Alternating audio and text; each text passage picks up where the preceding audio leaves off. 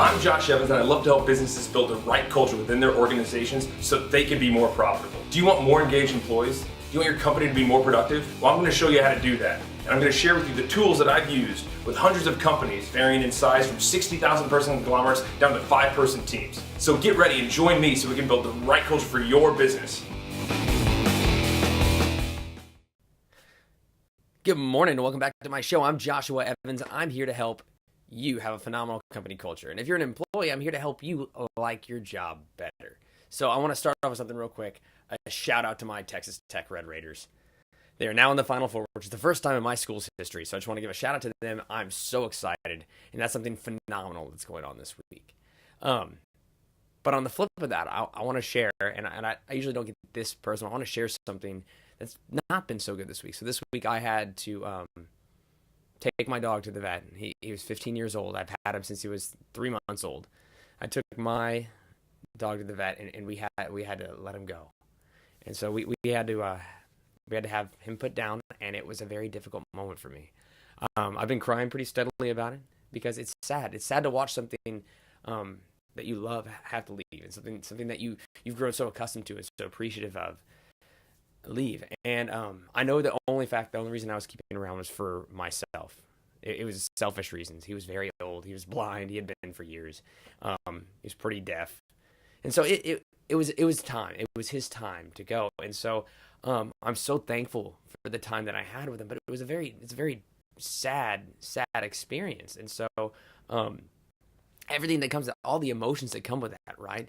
Because you feel grateful at the time with them, but you feel so sad that it's no longer there, and you have these moments, these introspective moments and memories of all these things that happen, and it's phenomenal, and it's overwhelming, and it's every emotion you could possibly imagine kind of rolled into a little experience. And so I just wanted to share that with everybody here, that I have some amazing stuff going on, and I have some not so amazing stuff. Another amazing thing going on is my third child is about to be born, and so that's a very exciting time for me. But once again, it's coupled with the sadness of us having to say goodbye to our dog.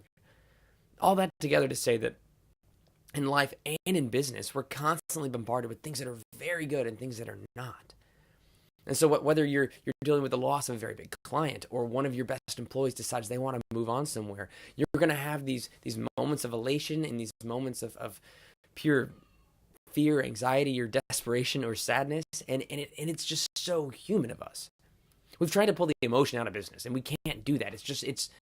It's impossible to take the emotion out of business. We've done a very good job of kind of whitewashing and kind of saying what's acceptable and not acceptable in the workplace, and how awkward is it. I don't know if anybody else has ever. How awkward is it? Have you ever walked by somebody's office and seen them crying? Like, I always be like, "Hey, are you okay?" But I'm half tempted to not say anything because I don't want to embarrass them further, or I want to seem more stoic because it's a business setting. But why? We're all humans. We all deal with the exact same emotions, right? Unless we're like sociopaths. We're dealing with great times, and we're dealing with bad times. We're dealing with mediocre times, and anxiety and excitement and fear and love and joy and sadness, and all these things wrapped together to be part of the human experience. I think the best managers are the ones that are not only attuned to how their teams feel, but freely share their own emotions. I've had some of the best managers I've ever worked for have been very open with their emotions, being like, "Look, I'm very depressed right now because blank, blank, and blank," and it'll be something very personal. It's like, wow, they are really putting it all on the table. But I respect them for that. It doesn't make them less of a person to me. It doesn't make them less of a leader. In fact, it made them more of a leader because now they're human. It's the people that try to be stoic, that hold everything back, that don't share any sort of emotion, that I'm more concerned about, because I don't know where I stand. I'd rather you tell me that you dislike me than just be quiet about it. I think that people that hold their emotions in are not being truthful. And so I know this is kind of a rant today, but it's because I'm having these great moments and these sad moments, and they're all kind of joining together to equal this exact moment where I get to wear my Texas Tech shirt and talk about how great that is, and talk about the sadness of saying goodbye to my dog, Oreo. I'm going to say his name because I haven't said it on here before. Oreo. He was also my employee of the month every single month since I started my firm. But we deal with these things because we're human.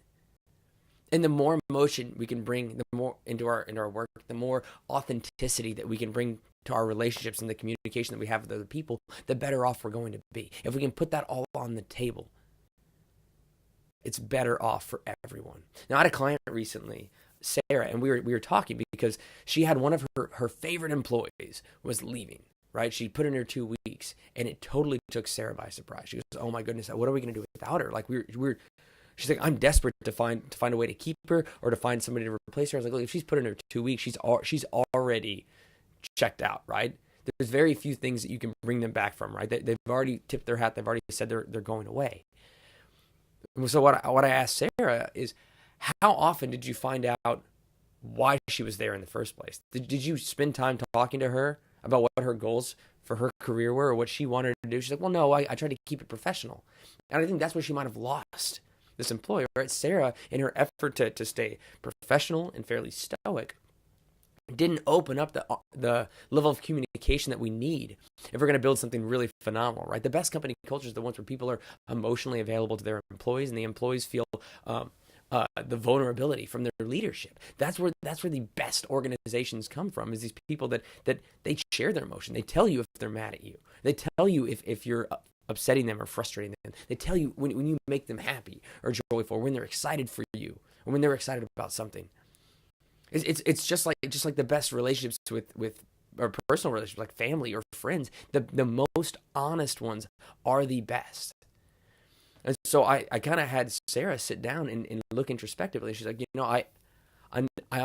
every time we talked, it was always about work. It was just about deadlines that needed to happen, or plans for what we're going to do in the coming months.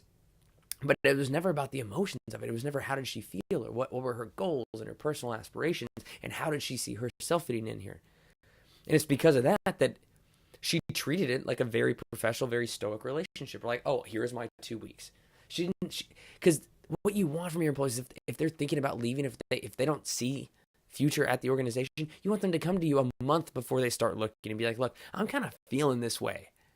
I'm kind of feeling marginalized, or I'm kind of feeling like there's no room for growth, or I really want to try something new or a different type of role." And if you can focus on that, then the conversation is not about when they're leaving or where they're going. The conversation is about how can we better serve this employee.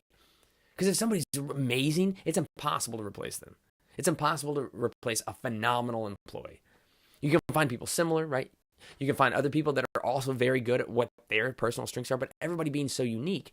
If somebody is such a good fit for your organization, you need to fight tooth and nail to be very authentic, very upfront, and very real with them so that they never want to leave.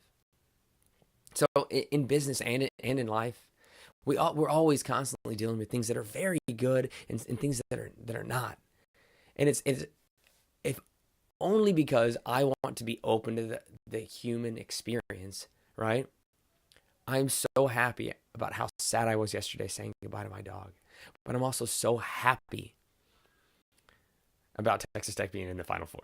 But I'm also very happy about my new child that's going to be coming here in the next few weeks. And so torn emotionally between these two things is just such a human place to be. And I invite all of you to be there, not only in your personal life, but also in your work life. All right. If you want to have a phenomenal company culture, you need to be authentic. You need to be real. You need to be emotional.